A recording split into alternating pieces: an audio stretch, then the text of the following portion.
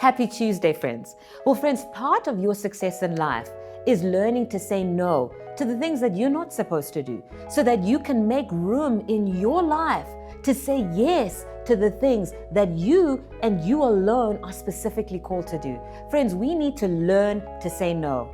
Matthew 5 verse 37 says, let your yes be yes and let your no be no.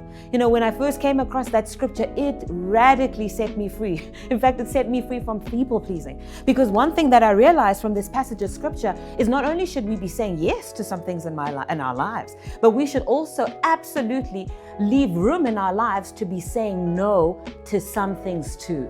Now, here's something, that I learned about saying no. No is not a bad word. No doesn't mean that we are being mean to the people that we're saying no to. It doesn't mean that we don't care about the people that we're saying no to. Here's another thing I learned about saying no. No doesn't mean that it's not a sign of weakness. It also doesn't mean that we're not capable of doing the things that we are saying no to. In fact, friends, one thing that I've learned in many instances, no is simply enough because no is a complete sentence. Friends, we need to learn to say no because every no that we say helps us to create room in our lives to say yes to the things that absolutely matter the most. When I was writing my book, Run Your Own Race, I came across a really interesting statistic. And the statistic said this. It says 85% of what you do, someone else can do. It also says 10% of what you can do, someone else can be trained to do. And then here's the kicker. It says the remaining 5% of what you do, you and you alone can do this thing, right? So this 5% is where you're going to shine because this is what God has gifted you to do. This 5% that you and you alone can do is the place where you're going to make the most impact. It's the place where you're going to change the world, friend. Now, the problem is that many people haven't even gotten to this 5%, the 5% that they're uniquely graced to do. You know why?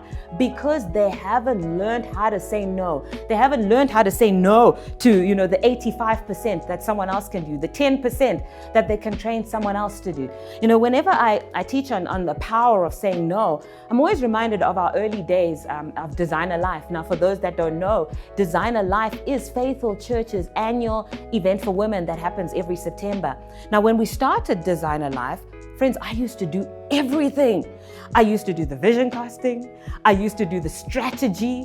I used to do the decor, the marketing. Now, interesting thing is God had brought some amazing people into the ministry that could help me with all of these things. But here I was year after year, always stressed out, always complaining because you know what?